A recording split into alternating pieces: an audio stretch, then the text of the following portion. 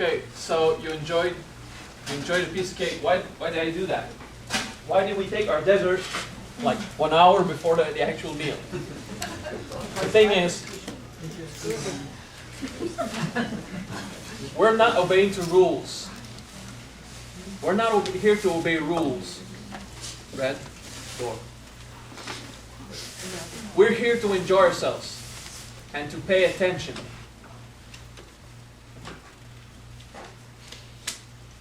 We're here to enjoy ourselves in the art of paying attention.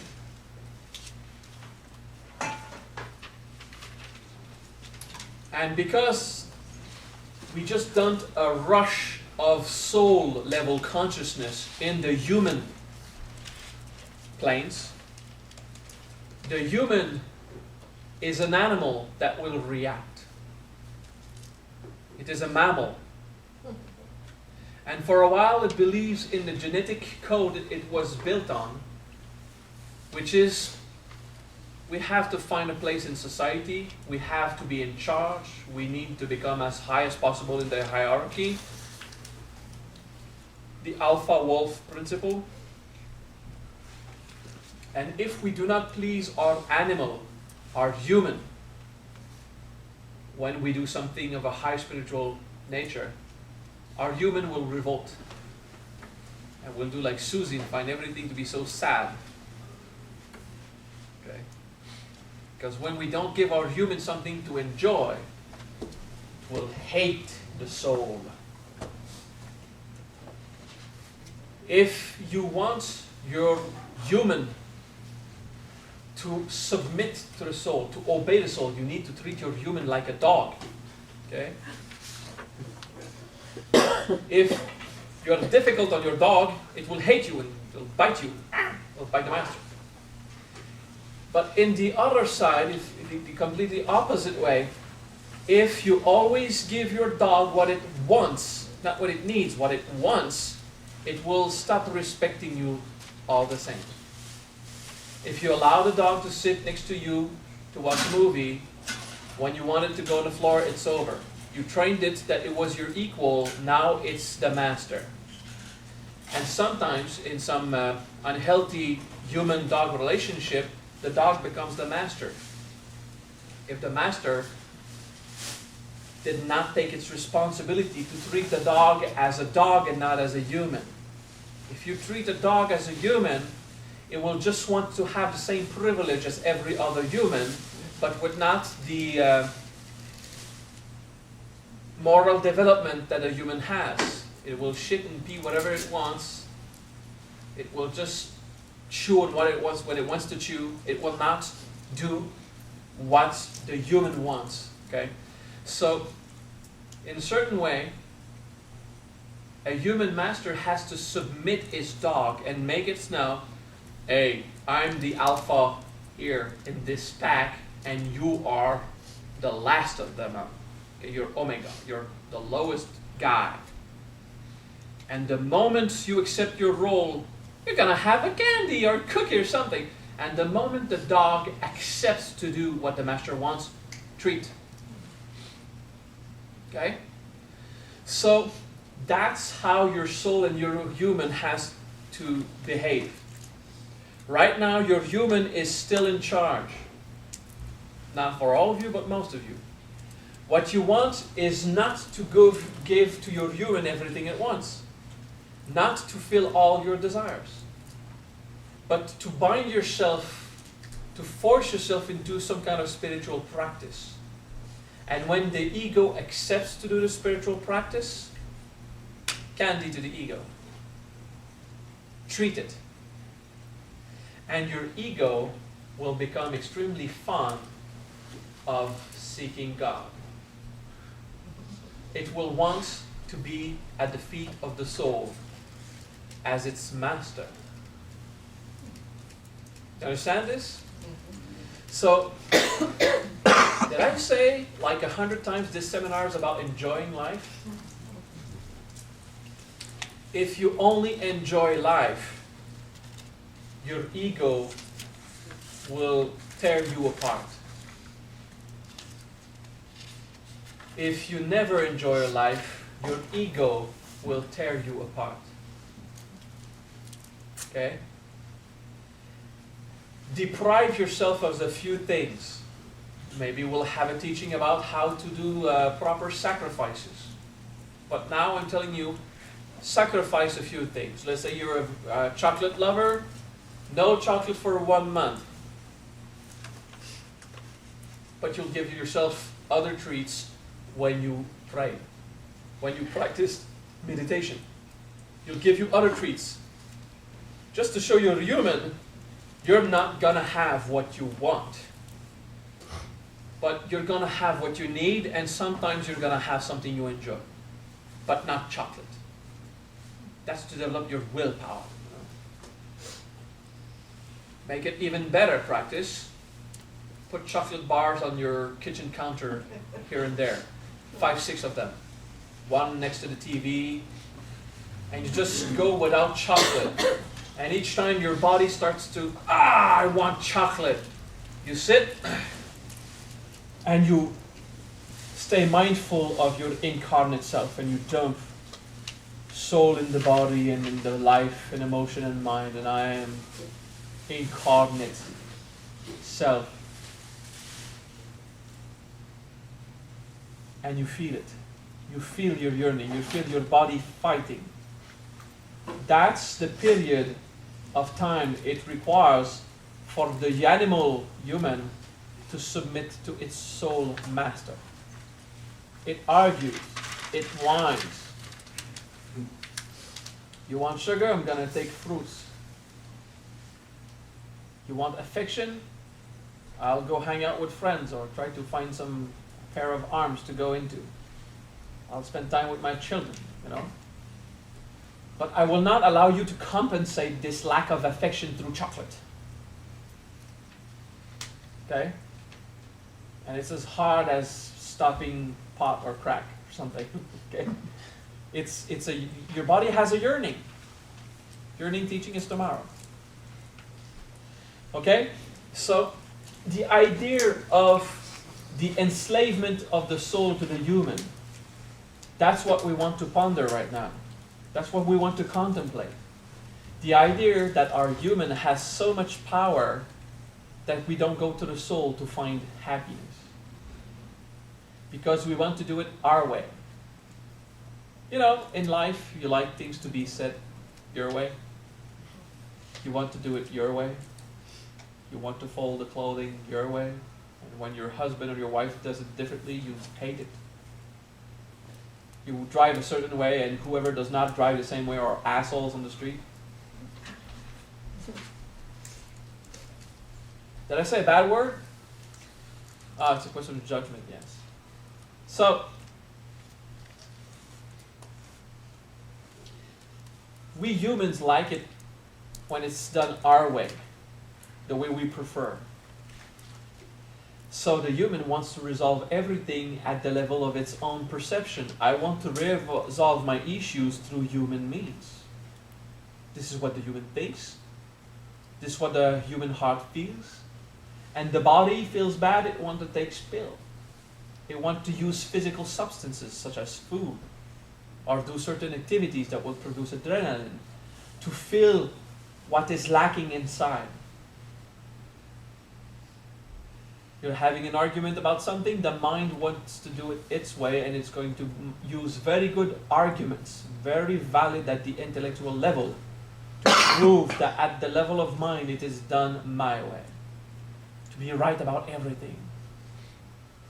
And that causes suffering. It causes argument. It causes you to battle in your head. It causes you to become psychotic. It causes you to repeat for the 11th time an argument you're having with someone who is not there. In your head. And after your 5-minute speech is done, you just start over. You've done that?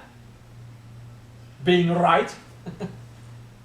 3 hours of wasting mental resources, not communicating with the person you want to tell your message to anyway.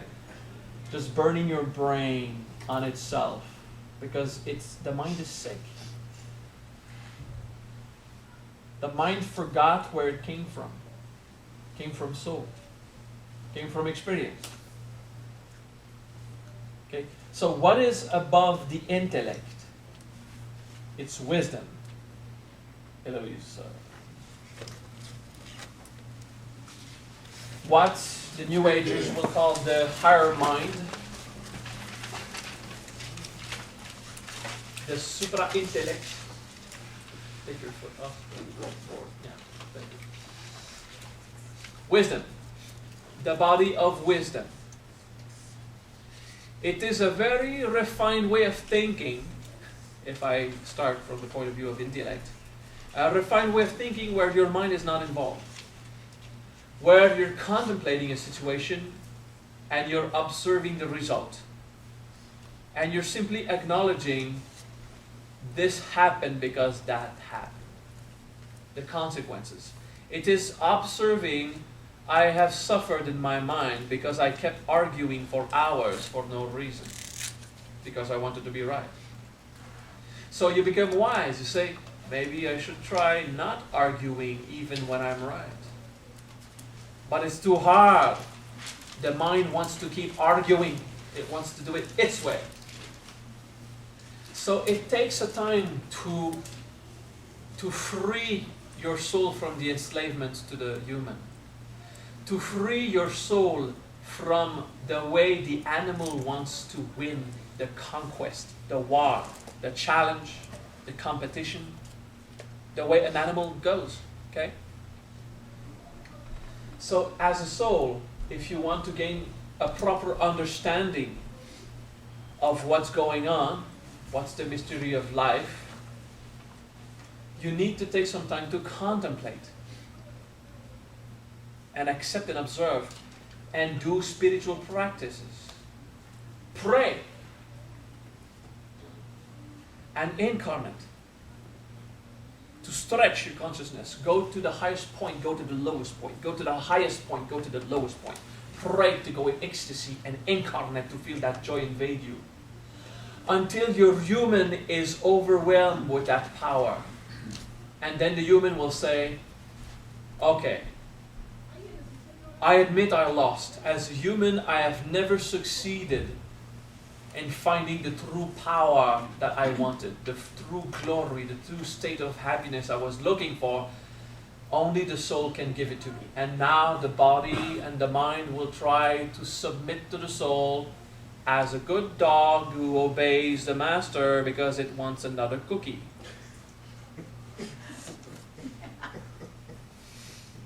Yes, that's how we train our human to obey the soul. We fill it with the grace of God through concentration, through prayer, through integration, incarnation, all the methods that we've been practicing for years. On the fifth plane, now that's the part that we don't really appreciate. Call it causal, C-A-U-S-A-L, causal body. The body of causality, the body that causes. When we say everything was caused, I'm doing this on purpose because I don't want you to take notes. I want you to just pay attention and grasp it. So, and thank you for your patience. Causality is the part of you that is in charge of your experience. The experience that will happen at every level, human and soul and divine, the experience that will happen at every level that will produce wisdom. Wisdom that you will gain through contemplation beyond the intellect. Contemplating simply the facts. That caused suffering, that caused happiness. I'm becoming wiser. When you want to understand life at the level of the intellect, you will suffer. Because your mind cannot fill you with soul. Your mind can fill you with mind. Okay? Don't kill your mind. Don't kill your ego. What is this stupid idea? Destroy the human ego. No, you cease to exist. You're not even incarnate if you do that. The ego was created by God. It is an extraordinary, wonderful, and marvelous thing. If you're not at peace with your ego, you don't understand the mind of God. Ego is bliss. Ego is joy. It's ecstatic. Okay? But the ego is a dog. It's a puppy dog. It follows you everywhere. It's you. So you are stuck with that concept of existing, and it's wonderful and beautiful. And you will grasp that every event that produces wisdom, you are the cause of that. But then you get a human. I didn't want to get diabetic. I didn't want to be born with 2 half legs, with a arm in the forehead going like this. I didn't ask to be handicapped. I didn't ask to be beaten up. No, you did not. I agree, you did not. So get rid of this stupid interpretation, misunderstood in the New Age world. It's my fault. Everything happened because I caused it. No! Your ego did not want to suffer. Your soul did.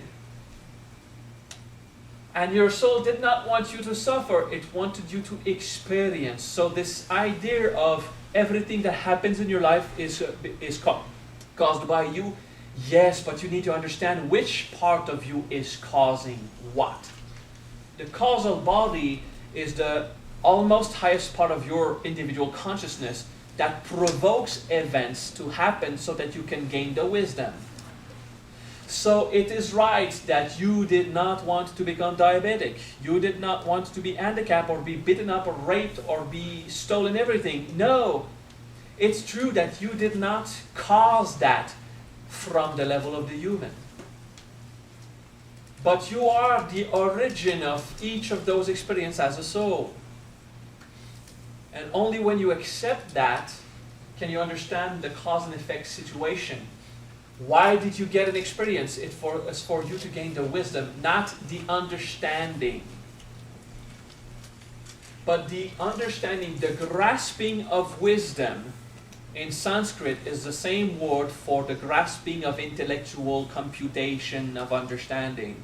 So we say you need to understand to proper knowledge. And you see wonderful Brahmanical Hindu spiritualists stuck at the level of the mind because they're understanding through intellectual laws what is meant to be grasped by the soul, not understood but felt, existed. Now I use the Brahmans sometimes to describe this. I want to be sure you understand what I mean. Only a few Brahmans are off the tracks. Most of them, they understand that the true understanding is beyond the intellect. But they kind of not explain this clearly until your mind breaks. I can't bear it anymore. Ah! Well, stop thinking. You told me to understand everything. Not that way. Not in that way.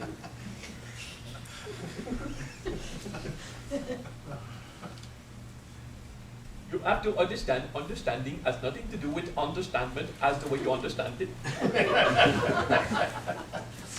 Did you understand? Thought plane. Consciousness.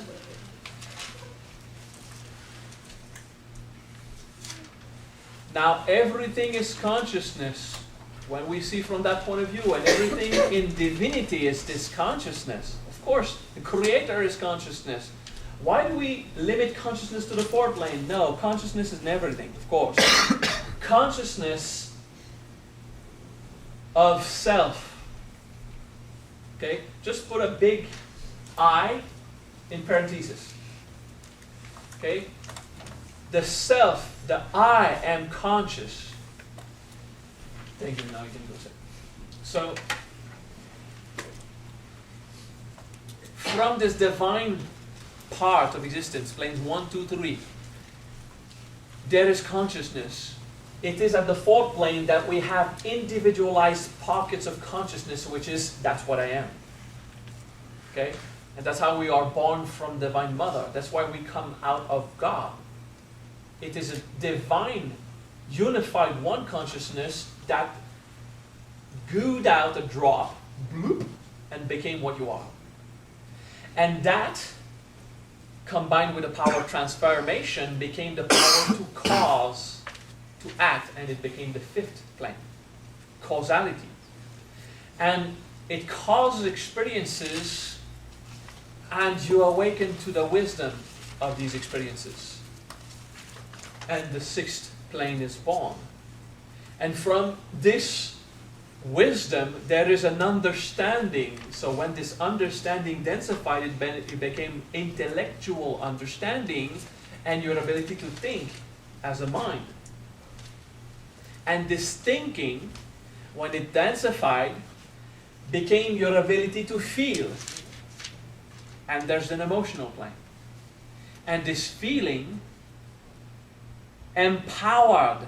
You know, when you have a great emotional state, you go, wow, you're empowered. If you're mad, if you're happy, regardless, when an emotional charge is strong, you have energy and power. You want more energy, you can get very angry or very happy, both work. Okay? You don't have to go, ah, because I want to feel alive. You go, so, yahoo! Okay? You choose your way of doing it. So,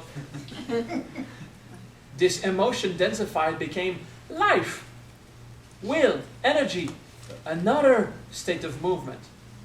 Oh, wow.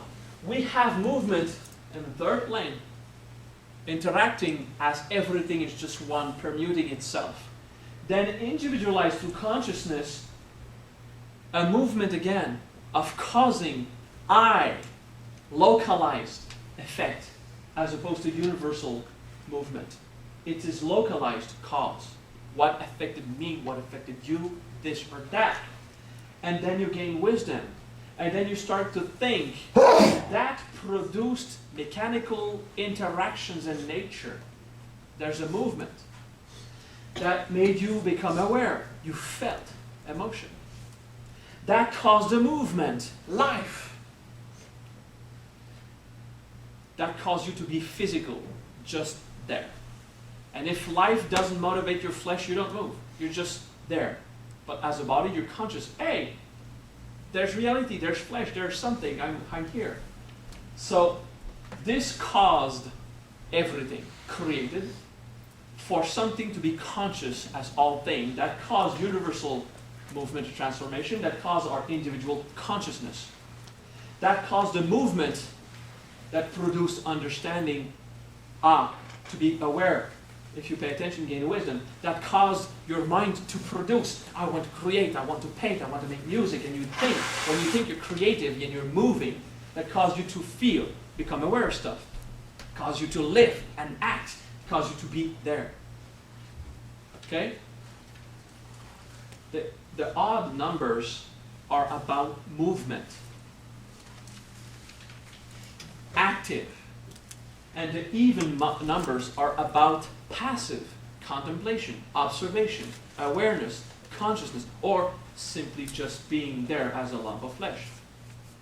Okay? And it is this 1, 3, 5, 7, 9 that pushes on the 2, 4, 6, 8, 10 to move, to exist. Okay? So this is a dance of yin, yang, yin, yang, yin, yang. That densifies, it's still just yin, yang. Is the positive, negative, the male, the female, the light, the darkness. It's just this experience of polarized divine consciousness.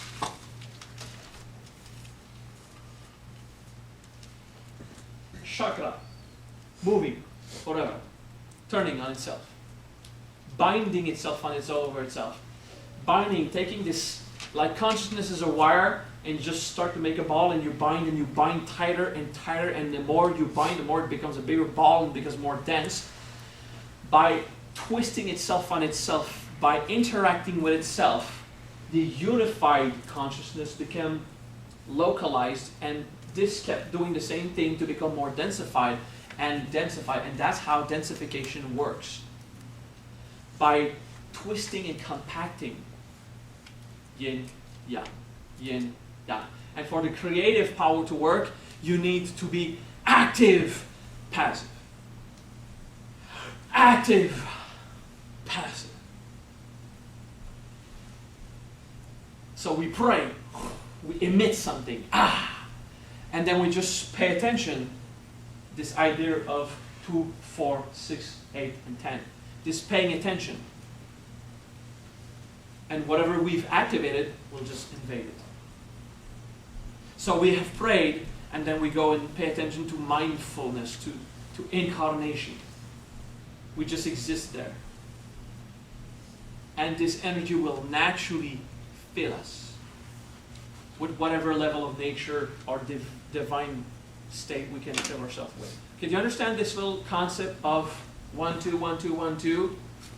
But this is 1, 2, 1, 2, 1, 2, but always keeping in mind whatever happened before. So it's 1, 2, 1 plus the 2 was there. Now that's 1 plus the 3 was there. Now that's 4. Okay, do you understand this? It's just this gaining of consciousness and this movement. Okay? Now there's an alteration at some point where 8 is involved in movement and 7 is involved with contemplation. Like the roles kind of reversed. Okay? And we see this only on the Kabbalistic tree, where the 7, that's supposed to be about movement, is on the soft, passive pillar, and the 8, was it's supposed to be about contemplation, is on the pillar of movement and intensity. That's something that we explain only in Kabbalah. So whoever saw those to be reversed in your Kabbalistic studies, don't get your mind confused. They're just numbers, and 7 is producing. And Yahweh Tzebaot is the Lord of nature, and whoever produced what happens in nature. And 8 is just doing its work. That's why we say it's empowered. Emotions are empowered, but emotion is still a state of awareness. I feel. You know, emotion is something that you observe, and thinking in your mind is something you do. You think, you emit the thought, you compute, you're active when you think in the intellectual, mental level. Okay? So, just to clear out a few things about those who study Kabbalah and mix up those things. All right. Breathe. Yin yang, air conditioning. Thank you. So, this mindfulness experience and practice we did when we walked gently allows us to just take this consciousness and sink it into the human. And that's a way to invade the human with consciousness. Like a pouch of tea in hot water. It just will fill it like a perfume, okay? If you're experienced enough, you transmigrate first into physicality. And you stay there and you go to energy. And then you feel there's emotional and intellectual existence and there is wisdom. You'll do one more step. And you'll practice your incarnation technique that I taught, starting with what is obvious. I know what it is to pay attention to the thinking plane. I know what it is to pay attention to the feeling plane. So start with physical, vital, emotional, and mental, and then you say, and there's wisdom. There's something beyond understanding. And you're starting to acknowledge the existence of the soul. And that will affect you. And you practice until you get it. Okay, you start with 10, 9, 8, 7, and that is wisdom. And you walk wisely. It's just walking. But you're conscious of this idea that whatever I'm observing, I'm understanding. Now, one way to contemplate that wisdom level, simply contemplate the fact that since the beginning of the seminar, you gained awareness because you went through experiences that I guided you to. Huh? Do we agree? I guided you through simple experiences that produce result, and you said, that's how it works. You gained wisdom. I did not explain to you how it works so your intellect could remember by heart. I said, do this, do that, and you went, there's something going on. I feel something. Okay? So this way I teach you is through that technique, is producing wisdom by allowing you to grasp it. And that's your wisdom plane. That's your higher mind, which is not mind. It's mind, yeah, it is in a certain way, at a higher level, okay? Of acknowledging those experiences are facts because I felt it. And there's no arguing, there's no way I could prove you intellectually it doesn't exist. You went through experiences, they're that. It's objective, simple observation. It's so simple to just observe something long enough to gain the wisdom of what it really is, and then you get it inside you. Okay? Understand this? So when you do your practice of incarnation, you'll do physical, life, energy, mental, and wisdom. And when you get wisdom, then we can speak of causality, but I won't speak of causality right now, probably not even this weekend. Just a parenthesis, causality, you'll start to understand, because of the wisdom, that when you suffered, it brought you some kind of experience that was worth it. Maybe that's why I caused myself to go through that. It's simply by acknowledging the suffering that you have overcame in your life brought you to some level of happiness. And that's when it will happen that you can acknowledge that. Until then, well, you just don't know. You never felt it, okay? So when you get to the experiences like starting to enlighten and stuff like that, you'll just say, wow, whatever happened in my life, even when there was suffering, it brought me something. I became stronger. I gained something out of it, okay? And that is acknowledging the causal plane. And then you go to consciousness, that's simple. Your ability to pay attention. I am this consciousness that is filling everything else in you. I am that. This is what I am. Okay? And then you dissolve your idea of consciousness and you fuse back to oneness when you know what the oneness experience is, which is whatever the advanced enlightened people can do. Okay? So until you got this oneness experience, you just don't know what to contemplate. You can imagine in your intellect, you can imagine everything is one in one consciousness. And that's good. Just imagine everything is one. We imagine oneness at the third plane. Okay? For reasons I'll explain whenever you get the experience. We imagine, because the third plane is whatever is conscious of the oneness. In one, there's only one, there's not consciousness of itself. It manifests itself into something to observe itself, and then it says, I exist. There's oneness. Third plane, there's oneness. And we said that in the Holy Ghost, the Father and the Christ are one. Okay? In Shiva, there's Brahma and Vishnu. Okay, the creator and the operator. That's why Shiva does whatever he wants. Because Shiva and Vishnu and Brahma are exactly the same thing. There's one thing, it's consciousness. It's God. So you just climb this, and once you understand through experience, not through intellectual computation, once you know what it is to be the creator of all things, not you as an ego. You as an ego, you did shit. Nothing. You as an ego is a result of that one creator. When you gain the consciousness of what is all the creator that you are also part of, when you're not individualized anymore, you're one of that. When you get there, you don't get the feeling of oneness. You get the feeling of origin of all things. There's a great feeling of power and authority and simplicity and softness in there that cannot be described until you get it. Once you get there, fall in vacuity and keep walking incarnate at the deepest level. And you are a God. You are an avatar. Okay? An incarnate person. Fully. So we start as a human. Okay? Alright. That's good? It's cool to have some kind of intellectual understanding. But I could not have explained anything about this if you did not have small-scale experiences that we went through this morning. With no experience to build on, explanations are useless. A waste of time. Okay? Especially about philosophical matters like spirituality. Alright? Pray, incarnate. Pray, incarnate. You stretch to the highest point and you densify to the lowest point of your existence.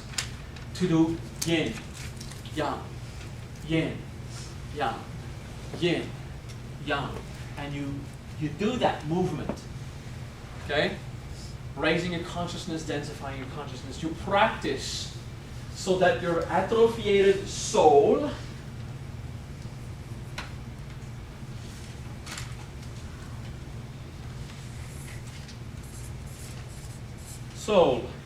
mental, physical, human. 1, 2, 3. God, divine. Okay. So your soul that has no practice, because since you densified the first time in the smallest of living being, you simply waited for nature to make you sad and to make you happy, and waited for physicality and emotionality to grab you and strike you and make you in dramatic states of being. So it takes some kind of training to rebuild this muscle, this ability to exist in the point of view of wisdom, in a state of causality, consciously causing stuff, and to be conscious and aware. Okay?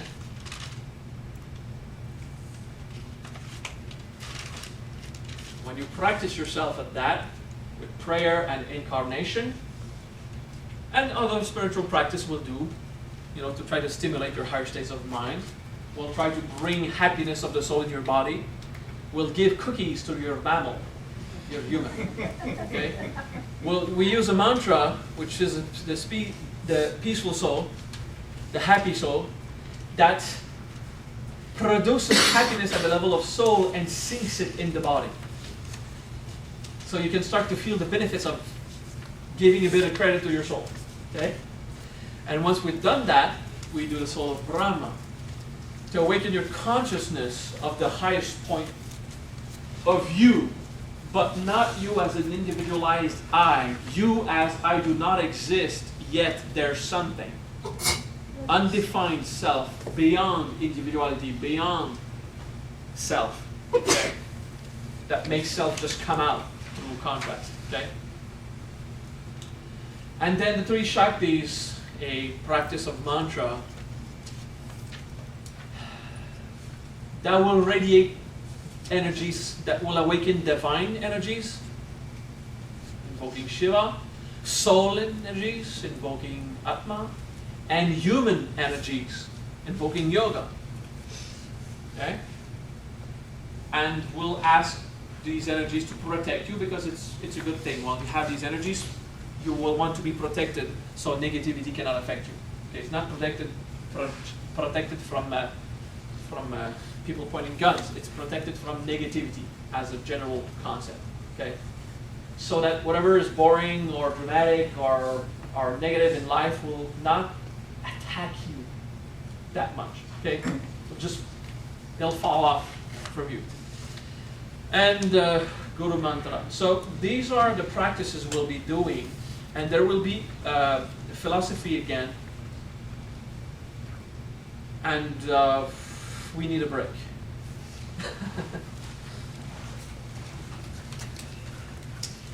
Now I want this break to be in silence, and I want it to be a mindful incarnation. So you practice this, and if you want to keep your notes to know, okay, it was physical first, okay, and then vital, practice with at least the 4 human planes, so that your soul will naturally, just the fact that you are consciousness, you never stop being that anyway, it will naturally invade you. Okay? Do it.